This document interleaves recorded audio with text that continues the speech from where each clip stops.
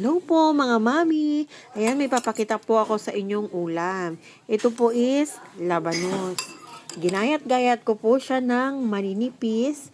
Ibinabad po sa asin. And then nung nababad na po is pinaga po bago po hinugasan.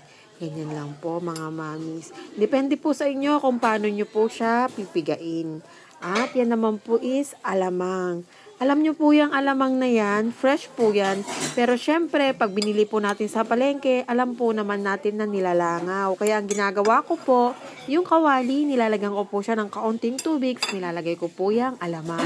Tapos pag na-dry na po is, hinahango ko na po. And then yung alamang po, nilagyan po natin ng kamatis at lasuna. Yung lasuna na po yan is, nabibili po yan sa palengke lamang. Ngunit, sabi po nila nabibili po nila yan sa Ilocos. Masarap po yan mga mamis. Ewan ko lang po kung gusto nyo rin po yung lasa. Pero pwede nyo rin pong itry mga mamis. Ang yummy yan mga mamis, lalong-lalo na po kung may partner po siyang isda. Ayan, tingnan nyo po ang yummy. At tinernohan po namin siya ng tinapa. Yan lang po kasi ang available sa amin mga mami.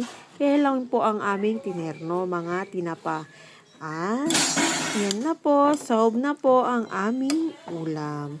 Masarap po yan mga mami.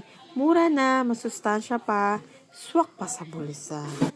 Ayan. Pwede nyo pong itry. Yan lang po, sa uulitin. Maraming salamat. Please subscribe!